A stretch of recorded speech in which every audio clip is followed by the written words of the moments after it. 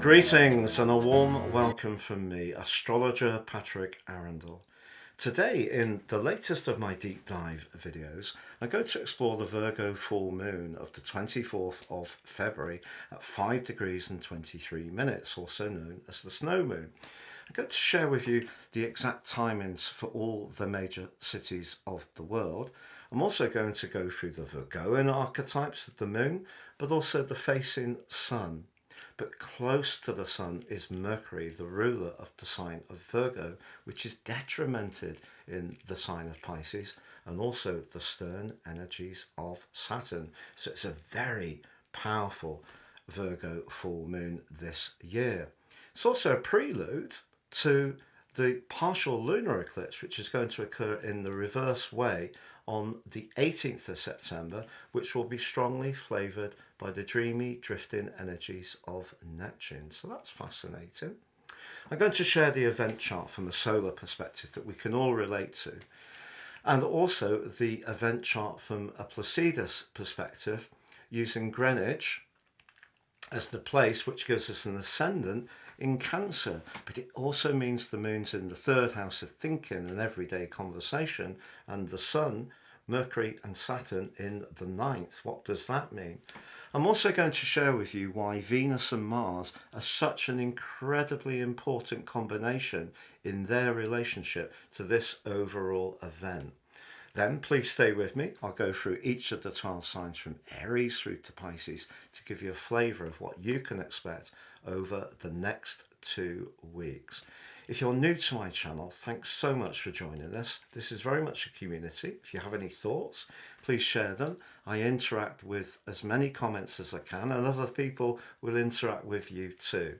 If you're a returning visitor, your company is greatly appreciated. Please like, comment, share or subscribe.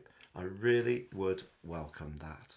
Now, if you'd like to ascend your knowledge of astrology beyond your zodiac sign, if you give me 3 pieces of your personal birth data of time, date and place, or date and place if you don't know your time, I can produce for you your life roadmap report.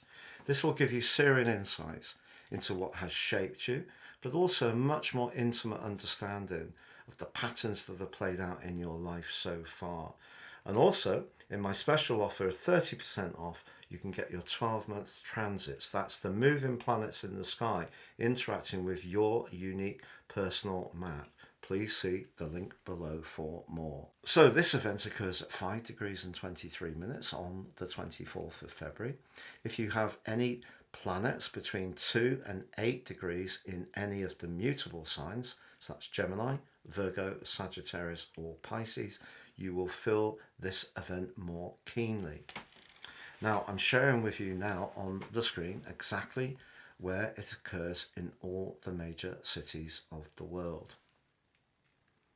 Now this is a prelude to the partial lunar eclipse which occurs in the sign of Pisces on the 18th of September. Now that's going to be strongly flavoured by Neptune. So it's the reverse of where the suns are on this event. In terms of the Virgo archetypes, Virgo is the 6th zodiac sign. It's ruled by Mercury, very much to do with precision, attention to detail, and also detachment and coolness. But it's also an earth sign. So what it seeks is tangible outcomes, but it's mutable. Of course, it flexes. Now, the great thing about Virgo energy is it likes things to be well ordered. And part of that comes from the roots of this sign, which is very much to do with purity. One of the parts of modern life that I feel seems to have become much more of a fashion is to have homes that are so pristine with the most perfect kitchens and bathrooms and fittings and furnishings that on the face of it, very Virgoan, is a nice thing to have, particularly if it works all well. So, you know, it's very easy, the flow's great. That is something definitely to welcome. But what about all the products that constitute creating that effect?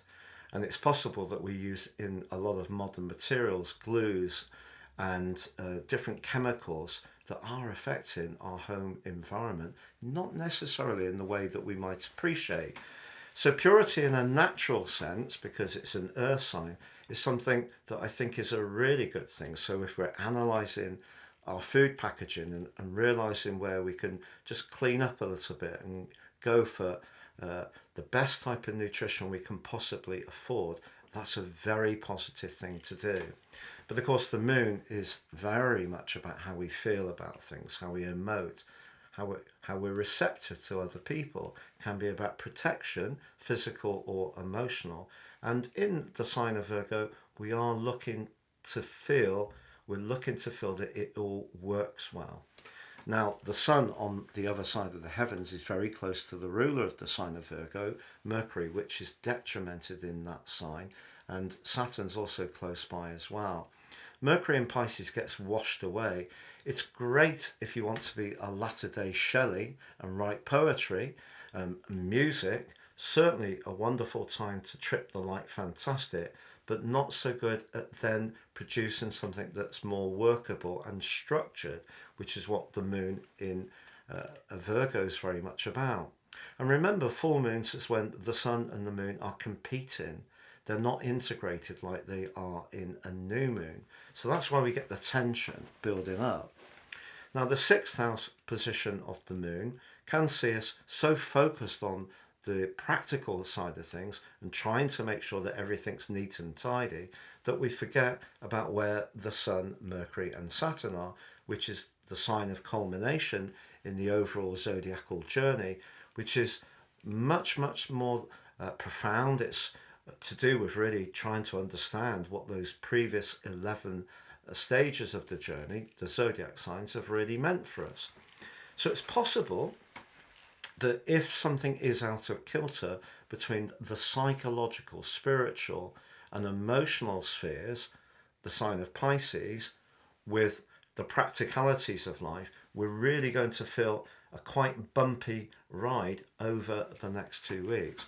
And I think this is particularly true because of Saturn and Mercury being so close to the Sun.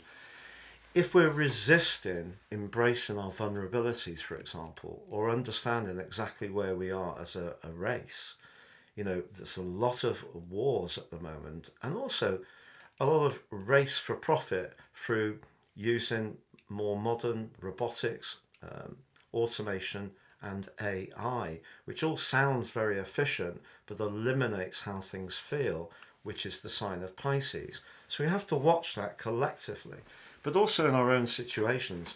If we are finding it a little bit fearful, looking at how we approach things from an emotional or psychological perspective, Saturn's urging us over the next couple of years to really be open to the benefits of becoming more peaceful with where we may be vulnerable. But we can still use the virtue of Virgo on this event in a positive way. Now, I'm going to share with you now the event chart, and you can see in the event that Mercury's at 2 degrees and 10 and the Sun at 5 degrees 23. So it's pretty close. On the other side of the heavens there is the moon. But I want to draw your attention to the position of Mars and Venus. In the sign of Aquarius, they're pretty well conjunct. That becomes exact on the 22nd of February. Now that's very friendly. It's also very sociable in the 11th house. So what I feel can happen is they're pushing us in some ways to interact and connect more, but we need to be aware that the combination of those two is very much about desire. So whether it's to do with sex, the amount we're going to drink or indulge, we just need to be aware that that can have an impact on our emotional but also physical well-beings. And I think that's a big standout for this particular event. And I'll tell you for why. It's because Venus and Mars are not just collaborating in isolation, they're in a square with Jupiter.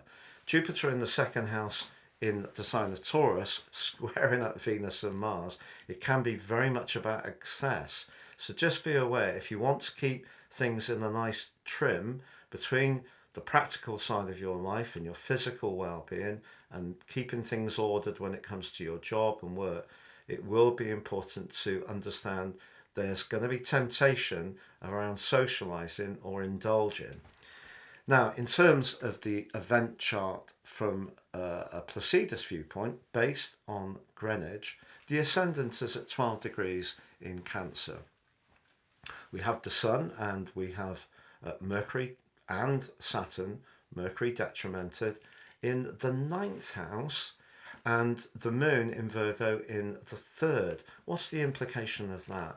Well, this is where proper astrology really gives us so much more detail, because the event chart gives us the broad understanding of the Moon in house 6 competing with the Sun, Mercury and Saturn in house 12. So that's easy to relate to. But with Placidus, what we find out that actually with the Moon in 3, that can be quick flexing responses, very Mercury still, but more Gemini-like, whereas the Sun, Mercury and Saturn in the 9th are actually asking us to download knowledge. And that's really good knowing that. So we can download more knowledge about our frailties, our sensitivities, perhaps about our fears and vulnerabilities. If we download more information, it will be very good for us. So that's the prompt from the event chart.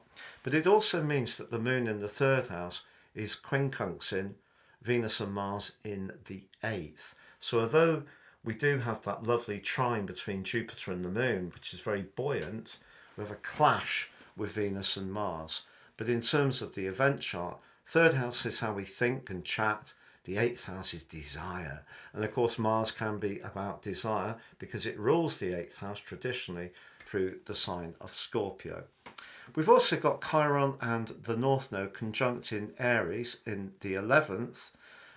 Within 50 minutes, it's exact on the 5th of March, and they're actually sextile Venus and Mars, and that's a lovely combination. So we can gain from Venus and Mars being together by chatting with people and getting different ideas, perhaps connecting to different groups or people that are quite far-sighted in their approach. And this is particularly so in the event chart because the Node and Chiron are in the 11th house of friendship and social interaction. So just to sum up, Virgo, a Virgo moon, gives us a desire for a degree of order. But we cannot be obsessed by that order. We need to keep in balance with how we feel about things.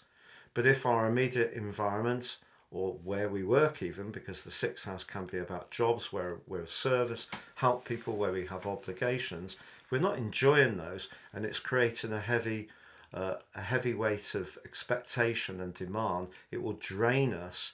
So the emotional and spiritual drain will affect us physically. So that's where we need to get the balance on the Moon and the Sun competing with one another.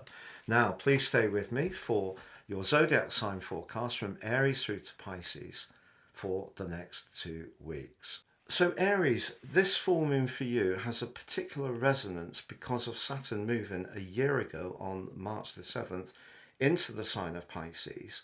And now we have the Moon opposing Saturn, and that can be quite challenging. Saturn in the 12th house can be very much about pushing us to clear up loose ends from our past.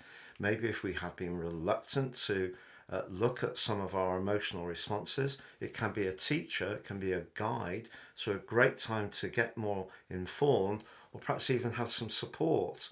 But having Mercury there as well can create a degree of anxiety, or you can feel that maybe people are not necessarily as supportive of you as they could be. Now, particularly at work over the next 2 weeks, do be cautious around anyone where atmospherically you've never really felt they've had your back. And you're spot on, you know, because it's important to make sure that you go about your roles in as precise and ordered way as possible. The Moon in the 6th house. Not to the point of getting very tense, but just be guarded. Now, having the Sun in the 12th house can be a time to think back and feel rather nostalgic about the past. That's a good thing, of course, you know, to celebrate the things that have developed before. But remember, on this event, you do have a great connection between the North Node and Chiron, which is going to become exact on the 5th. That's really gorgeous in terms of how your situation is evolving. And you do have Mars, your ruler, in that terrific link with Venus. So your connections to friends who can be very supportive, who know what's going on in your situation, can be something to really embrace. But when it comes to your own personal situation outside work, if you are feeling a little bit low on vitality, don't just see it as a physical issue. If your vitality is great, but you're feeling a lack of motivation, do look at the more spiritual dimension. So Taurus, for you, I feel that your desire to manifest your individuality, your creativity, could be impacted over the next couple of weeks by the expectations of other people. It may be friends, it may be associates, it may be that your direction at the moment, as your life is evolving, isn't quite letting you be the person you really want to be. And what this particular full moon can do, particularly with your ruler Venus aligned to Mars right at the top of your chart, is pushing you in some ways to make some big decisions. So you may find that it's time management in terms of which social invites to accept. Perhaps there are some uncertainties around your romantic life if you don't necessarily feel invested in the long term. But that combination of Venus and Mars right at the top of your personal solar chart, the 10th house, suggests you have an opportunity to use your authority or to believe you have the right and authority to make decisions, but something may need to be realigned if you don't feel very fulfilled in terms of what you're getting out of situations from an individual perspective at the present time. So Gemini, for you, there's a dichotomy in your situation on the back of this event. On one hand, the gathering of planets, including your ruler Mercury, in your 10th house is giving you a big push to take on more responsibility, raise your profile, demonstrate the brilliance of your talents in a very public way. On the other side, the moon is in the 4th house. Now, because you're an air sign, your communication often comes through your mind and your instincts are very cerebral. So what the moon here is asking you to do is pause a little bit and just ask the question of, do all those worldly involvements professionally or in terms of goals and ambitions actually feel right? And for all air signs, feeling can be a little bit of a challenge. The communicational flow, and in your case being very adept at flexing in situations, can sometimes see you offset taking that time to really do that pause. So do pause and think, because if something isn't working for you at the moment, the fact Mars and Venus and also Pluto are in your 9th house, there could be a part of you that wants to escape. But you can escape not just in a physical sense, you can escape through your mind. Obviously something that you have a real talent for, but particularly in terms of downloading information or being inspired by the big picture, what really is important, not the daily minutiae of life, but really embracing whether it's a trip abroad, planning a vacation, or perhaps some higher education, or just being more spontaneous. But if a work situation or your worldly responsibilities feel very onerous, at the very least, try and take a day off over the next couple of weeks, or perhaps consider a new position that would be more comfortable for you, but would be much more stimulating and allows you to express yourself. So you're really being challenged at the moment. If you want to make it all the way to the boardroom, you're going to need to play by the rules. If you're a natural bohemian or someone who has a more tender side to your nature, this event is asking you to tune into that and don't let your ambition pulverize your senses. Any lunation is always very important to you because, of course, your ruler is the moon. So for you, the moon is in house 3, just like that Placidus chart. Very much about how you think, and also about connections to people on an everyday basis. So traditionally that is siblings, can be neighbours, Of course, these days it can be digitally. The third house, very much about all the tech that we're so reliant upon. But the moon is about how it feels. The sun, Mercury and Saturn are in the ninth house for you, which is your desire to expand and develop new interests and really find a higher purpose.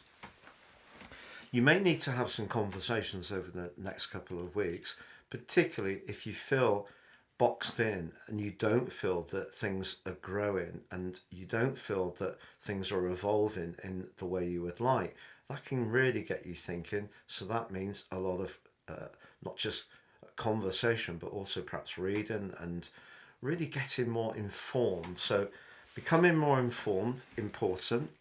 You do need to feel stimulated with the moon in the third house.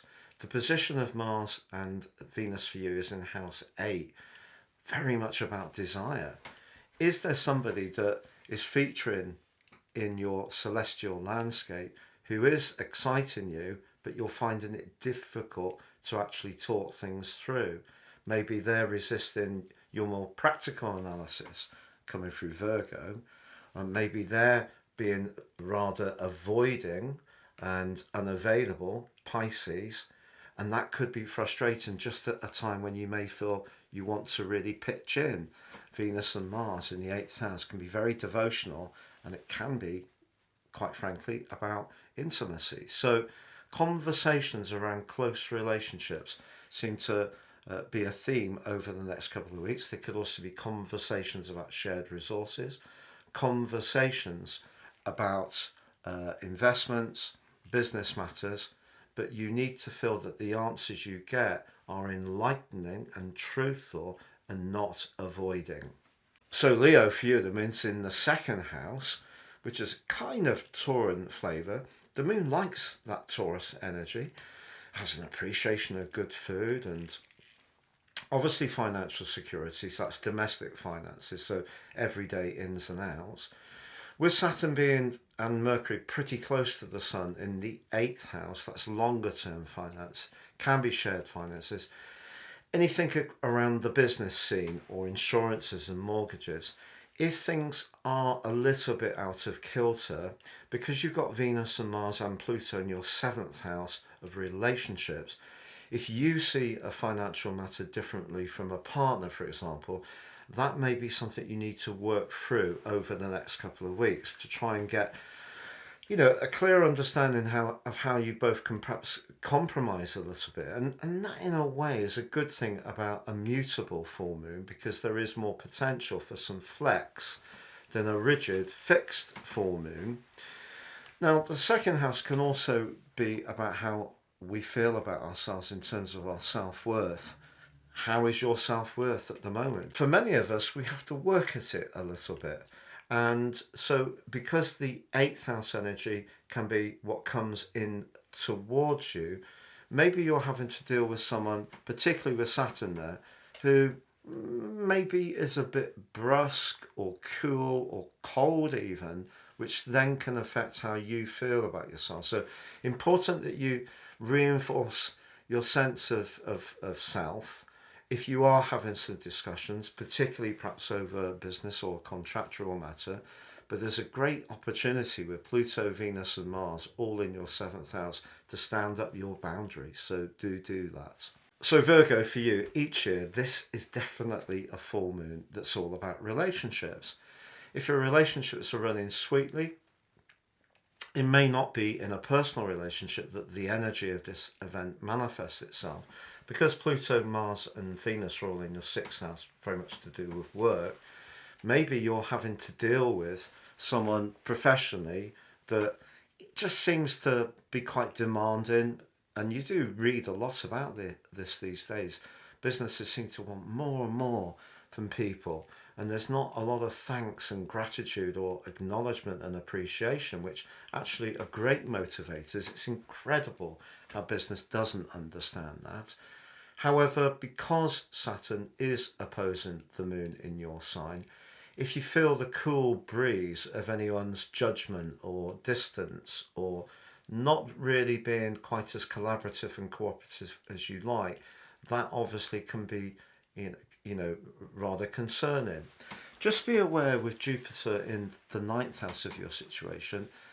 Jupiter has a very ninth house energy for its rulership of Sagittarius, but it also has that more spiritual dimension for its rulership of Pisces, and that's where the Sun, Mercury, Neptune, and Saturn are. So, by looking at things in a different way or talking to someone, potentially, you know, whether it's a friend or someone more formally who can give you some information, that can give you a lot of extra understanding in order to deal with any energies that might be coming towards you that are a bit frosty. At the same time, of course, if your issue is in a straightforward relationship scenario, you need to make sure that you're not being too picky and demanding and exacting in terms of what you want, which is possible with your ruler Mercury and Saturn being so close to the Sun. So Libra, for you, the Moon occurs in 12 and the Sun, Mercury, Saturn and Neptune are in 6, which is about the everyday structure, work, obligations, responsibilities, very Virgo in energy, so it flips round. But having the Moon in the 12th house can be a very vulnerable and sensitive area for it to be. Fortunately, with Pluto, your ruler Venus and Mars all in the glorious 5th and really shining brightly at the moment, your charisma and your ability to use your personality to the greatest extent is going to help you. But just be conscious that if you are feeling a little bit uncertain, for example, if you have a job where, you know, the demands just seem endless, and however much you're good-humoured and warm and try to oblige in the way you often do, if the demands just seem to be never-ending, that is something that you could experience over the next couple of weeks. So protecting yourself, being conscious of your fears, but also making sure in terms of your health that there is a good balance between, you know, are you eating right? Are you sleeping enough? Are you developing some techniques to deal with the stresses and strains of life that we all have? But certainly Saturn in the 6th house for the next couple of years does mean that, along with Neptune, that demands probably will be high, and just gearing your life up to flex into that is going to be important. So the Moon may make you a little bit oppressed, I feel, over the next couple of weeks, but certainly your personality power can be a great way to battle this. But it is about self-care. I feel that is a critical factor for you. So Scorpio, you can't please all of the people all of the time.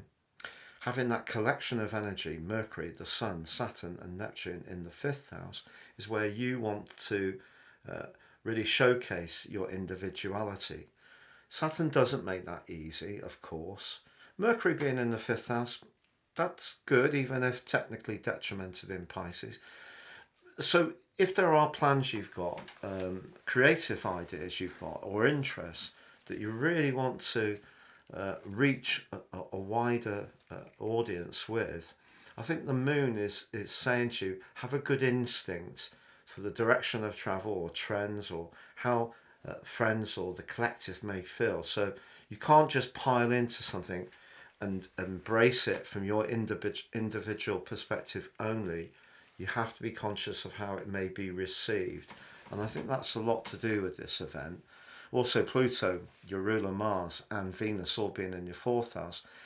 If you get a bit frustrated by things and try to force the pace, having Mars and Jupiter, for example, Venus and Jupiter in a square with Jupiter in your 7th house, if you try too hard, it's not necessarily going to be the solution. So if you've got something that's developing in your situation, whether it's a relationship, some interests or hobbies, it's got to be steady as you go, but stay very attuned to how other people are reacting, observing their responses too. Sagittarius, whatever you feel, the next 2 weeks, the chances are it's going to be amplified and more obvious to other people. Even if you're someone who tends to keep your cards a little closer to your chest, having the Moon in the 10th house does mean that it does feel, at least, that other people can peer into your soul. but also having Mercury, the Sun, Saturn and Neptune all in your fourth house. This is a really important event, particularly in terms of where you live, how you live there, family hopes. I feel that you've probably experienced an uplift in your energy recently with Pluto, Mars and Venus all in your third house. Your enthusiasm seems to be back, but when it comes to the emotional dimension, if you are one of those Sagittarians that's always keen to move on to the next exciting venture and don't really want to look over any emotional or sensitive issues too much because, I'll just go on to the next exciting new things. What that can happen is stuff accumulates. And I feel since Saturn moved into Pisces last March the 7th, you may have sort of experienced the load of those accumulated energies, or perhaps it's been since 2012. You may have grown and developed in terms of family and emotional life, but at times felt unsure or a little bit uncertain about how to respond to things. So this event really, however you respond to it, it is going to be more obvious to other people. But with Jupiter, your ruler, in such a strong angle to Mars and Venus, they're in the third house. Jupiter's in the sixth. I wouldn't overwork over the next couple of weeks. I think the best way to use your enthusiasm is to really be open to the emotional dimension, because if you are, then it's going to help you enormously. Whereas the moon on the other side could see you almost being a bit self-critical about, I can't go there, or, I don't want other people to know, what if they're going to judge me, and all this kind of stuff. So embrace the emotional dimension. Capricorn, having your ruler Saturn so close to the Sun and also Mercury, suggests that you really will need to choose your words carefully over the next couple of weeks. The moon in the ninth house is very much about higher truths, can be about travel, escape. If everyday life, third house, or relationships, neighbours, siblings are getting on your nerves a bit, you may feel that you want to take off somewhere. The other thing you may feel like doing is splashing some cash. With Pluto, Mars and Venus in your second house squaring up to Jupiter, being a bit more exuberant with your resources could definitely be tempting. If you are considering a new mode of transport, really, especially if it's a second-hand vehicle and there's no warranty, really take someone with you if you're not an expert who could give you some good, sound, solid advice on the day, or scrutinise all the documentation in terms of repairs and advisories in terms of anything that may need some improvements, because with Saturn so close to the Sun and Mercury, anything to do with travel, information, knowledge, technology could prove to be a bit of a test over the next couple of weeks. So it's about getting informed, seeing the big picture, the moon in the ninth, and also resisting the part of you that could, if life feels a bit stressful, just sort of splashing out a little bit or even overindulging. So Aquarius, this event sees the moon in house 8, where we're most devoted, can be to do with deep transitions, can be a bit of an anxious position in some ways, certainly is more psychological, whereas the Sun, Mercury, Saturn, your traditional ruler and Neptune are all in the second house, your self-worth, everyday money, your values. So what's going to be the outcome of this? Well, I feel really from this event through to the end of February, it could be a point where you have to make some fundamental changes around your approach to everyday money. There's been some big headwinds for many of us over the last couple of years, and it may feel that there aren't any more economies to be made. But the great thing is having Pluto, Mars and Venus in your own sign is your enormous creativity, but also your passion, your drive and your personality power. If you're wanting to draw in more money, create new income streams, it's possible that Saturn has seen something drying up or ending since March last year, and you're having in some ways to reimagine or re-envision your approach to earning money. And that may feel quite stressful in some ways, and you may at some level be in need of the support of someone else. There may be some kind of collaboration that you need to have. But the second house can also be very much to do with sugar and calories. So if you are feeling sluggish and not at your best, a great thing to do is to try to make your diet as simple as possible. Home cooked food will be a great asset. And because the sign of Pisces can be very psychological, what you're eating and drinking or how you're thinking about your self-value can also impact on your overall situation. I feel the great win from this event can be a real look at your situation in a very realistic way. And that's really about foundations. If you get your foundations and expectations absolutely nailed down, then if they're reasonable, that gives you the opportunity to feel freer to flourish around the more free-spirited, individual and imaginative strands of your situation, which can be truly blessed at this time. So it may feel that some old situations are really coming to their peak or coming to a conclusion, but you're actually creating the new platform to move forwards in a much more dynamic way. Pisces, you're going to encounter somebody over the next couple of weeks who thinks you're profoundly on the wrong course. But this is a time to really believe in yourself, and sometimes we have to be really single-minded, even if other people don't approve of our ideas or our interests. I feel that there could be a sense of physical limitation. You may find that your energy is on the low side. Also with Pluto, Mars and Venus in your 12th house, but in quite a dynamic way, maybe something's cooking around your love life that is in some ways a distraction or a nice distraction. Maybe there's someone that you're really involved with and it's so intense that could also be a bit of a drain in terms of your physical vitality, because the first house is our body. So having Mercury and Saturn very close to the Sun in your sign suggests your thinking but also your life structure may need some changes, but someone through Virgo, the Virgo moon, may challenge you a little bit about how you're doing things, and it can feel very critical and very wounded. Maybe someone is actually facing you up on something and saying, look, I don't agree with this at all. And that's what I mean. The next couple of weeks could see a challenge, but where you are at the moment is you're at the start of a process that's very, very dynamic. The Sun's just moved into your sign. You've got another 25 days of really evolving your creative force. So it is going to be a very exciting process, particularly once Venus returns to your sign on the 11th of March. So stay with the program, and if someone does challenge you for now, try to take this in your stride, because you are going to benefit from the new moon in your sign on the 10th of March, which is going to forge an amazing link with Uranus, which can electrify you. So if you're feeling some inhibitions, experiencing some opposition, feel lower in vitality, doubting whether you are building up in the way you feel you should, the arrival of Venus and that new moon is really going to propel you forwards from the 10th of March. It's been a real pleasure being with you. Thank you so much for joining me.